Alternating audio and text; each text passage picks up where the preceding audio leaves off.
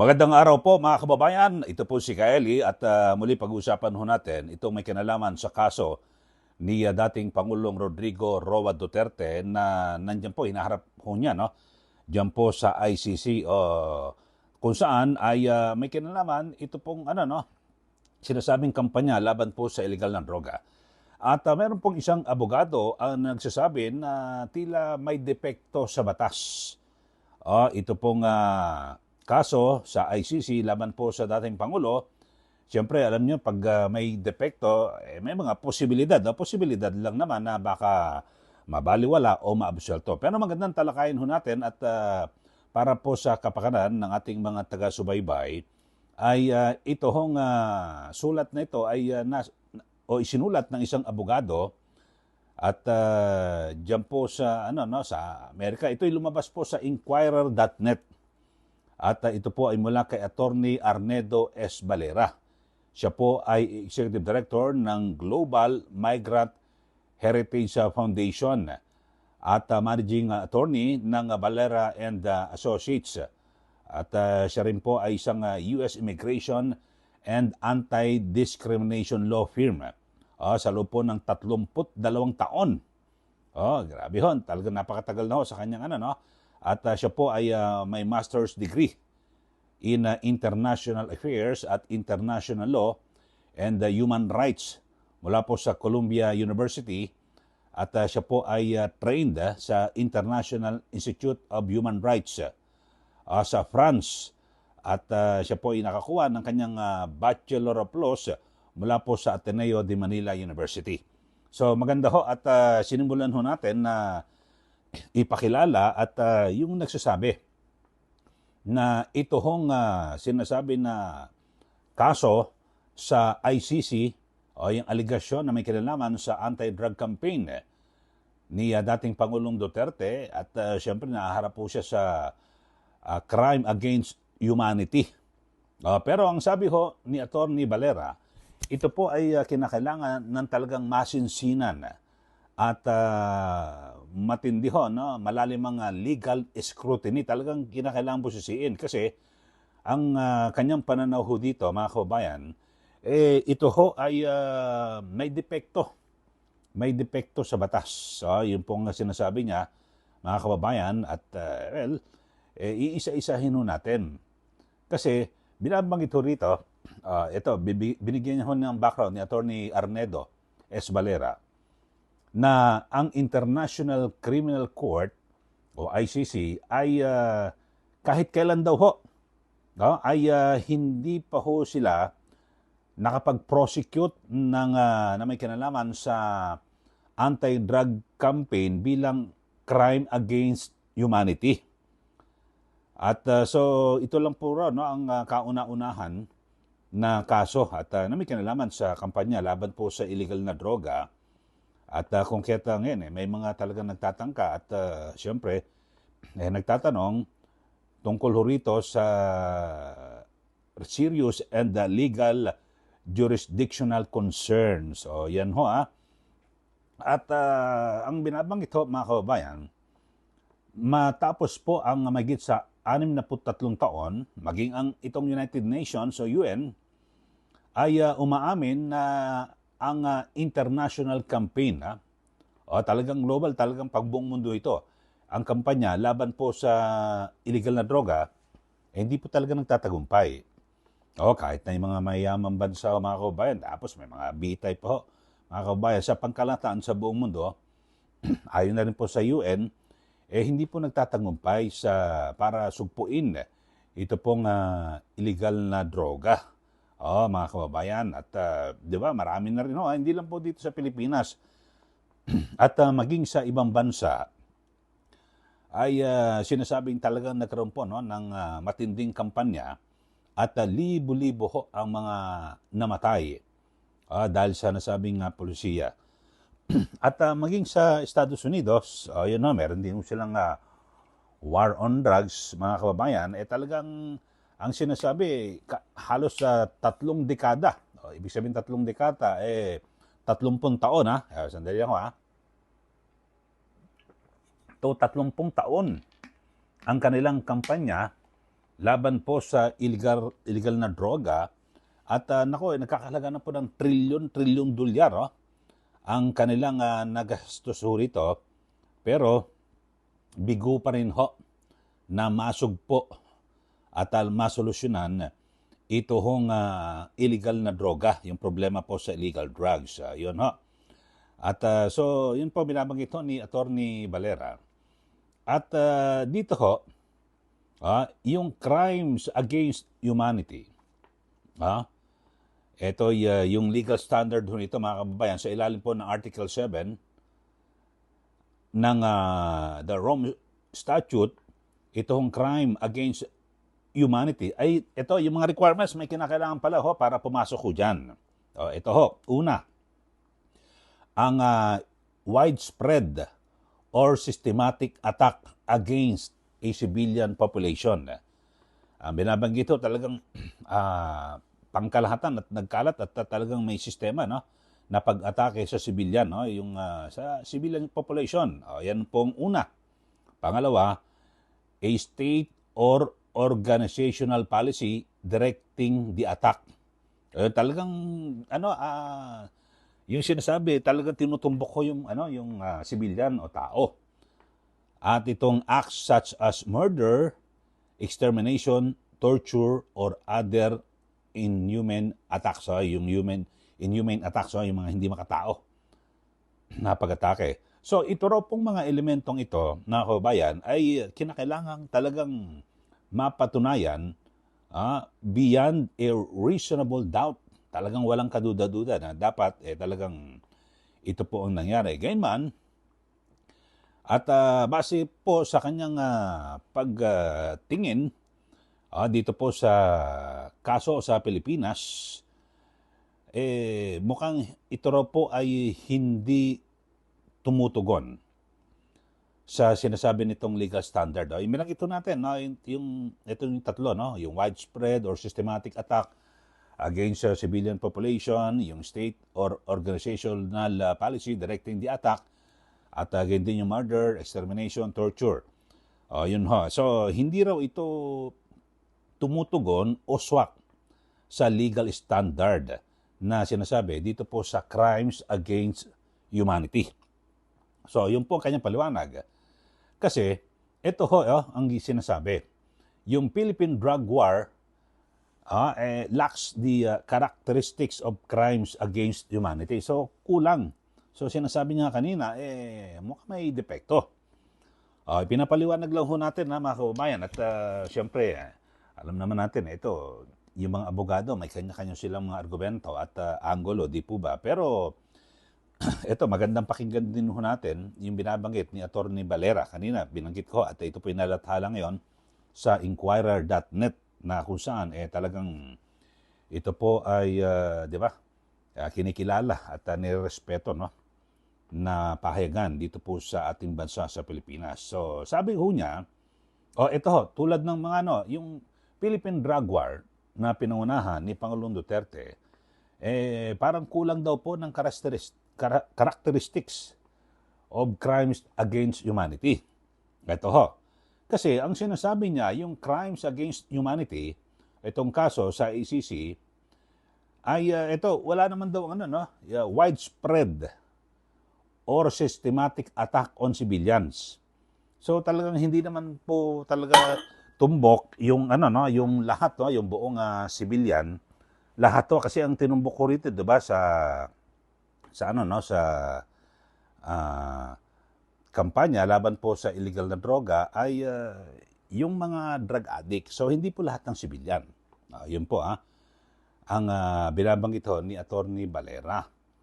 So, kaya kinakailangan yung crime against humanity na kaso, dyan po sa ICC, kailangan dapat daw ito yung genocide, war crimes, at ethnic persecution.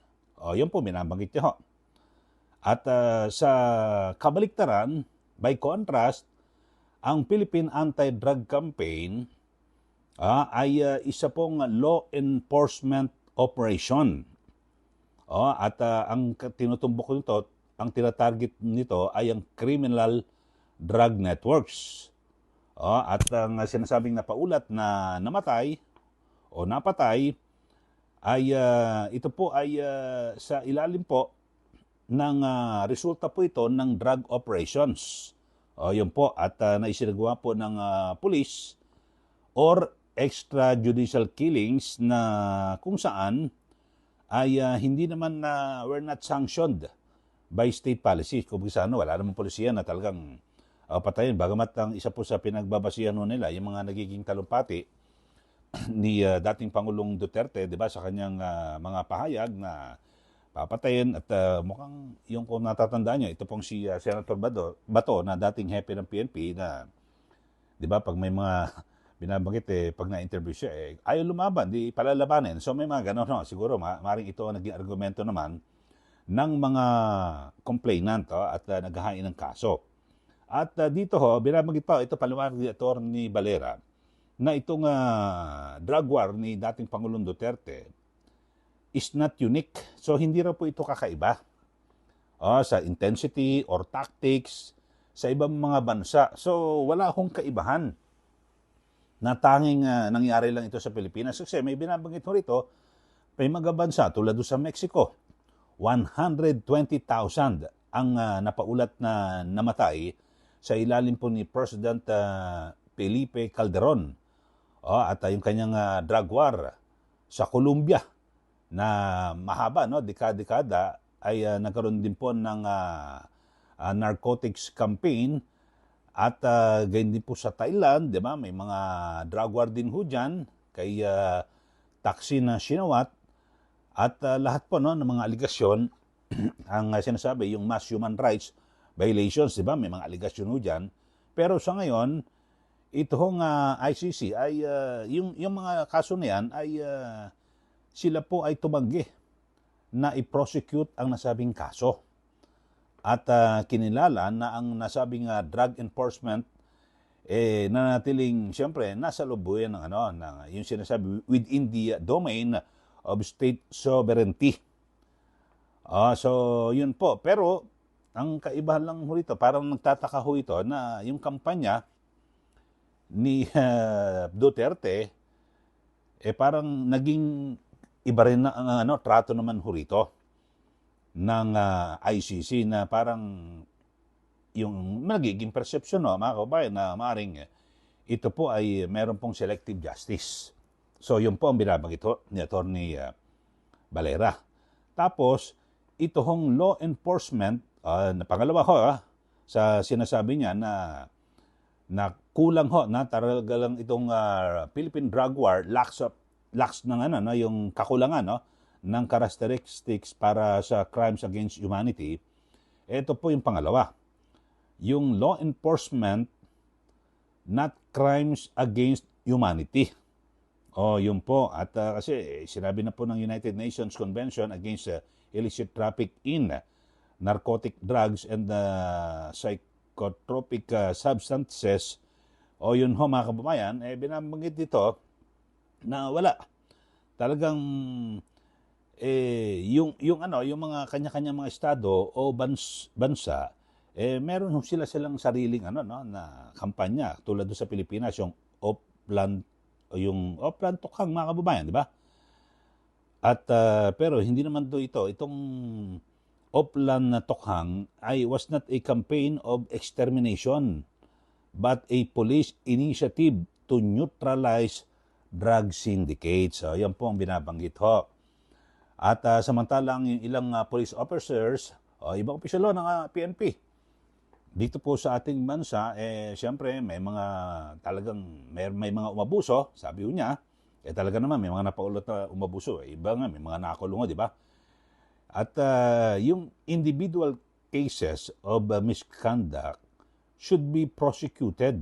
Dapat ito po ay litisin at siyempre parusahan sa domestic law. Under domestic law, ibig sabihin, dapat po sa loob na ng Pilipinas ayusin at hindi po ito sa pamamagitan ng kaso sa ICC laban po sa dating Pangulong Duterte. Yan po. Kasi ang prinsipyo, ito sinasabi yung principle of complementary under Article 17 ng Rome Statute dictates that ICC intervention, yung manghihimasok, ICC intervention is only warranted if kung sakali na if a country is unwilling or unable to prosecute crimes.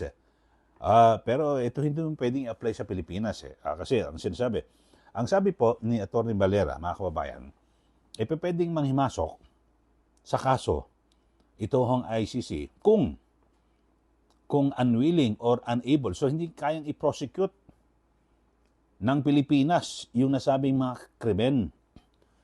Kaya naman ho, di ba? May mga kinasuhan nga ho, di ba? Yung mga police na lumabag po sa sinasabing karapatang pantao, yung sa extrajudicial killings.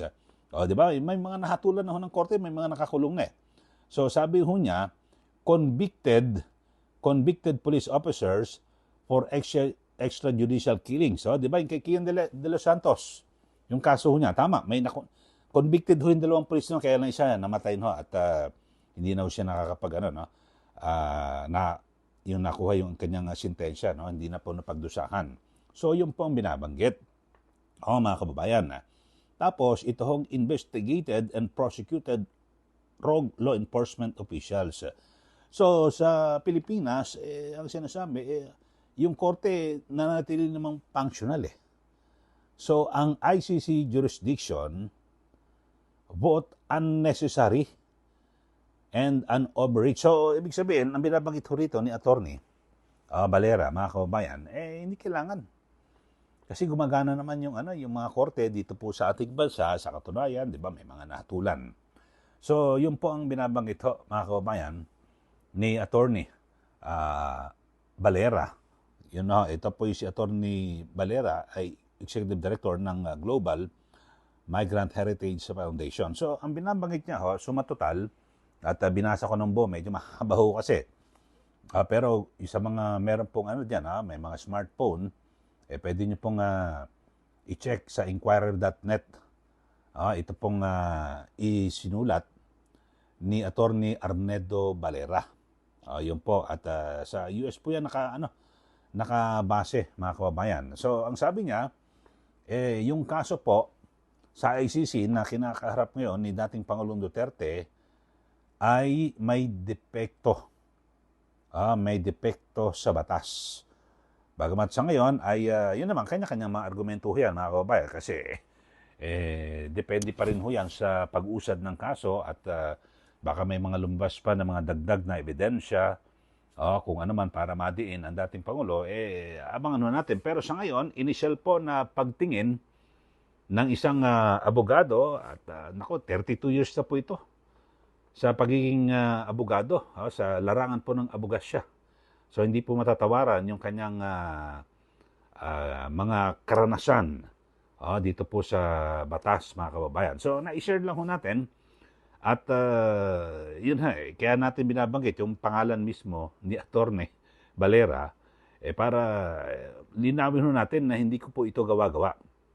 Ito po ay base sa kanyang karanasan sa loob po ng 32 taon. Ang binabanggit niya, hindi ito unique. Ulitin ko, hindi ito kakaiba na masasabi na, sa Pilipinas, kakaiba yung ginawang kampanya sa illegal na droga. Hindi po sa pangkabuuan sa buong mundo, maging ang Estados Unidos, trilyon dolyar ang nagastos sa kampanya sa illegal na droga, pero wala po nangyari. Di ba hanggang ngayon, may problema pa rin sila sa illegal drugs.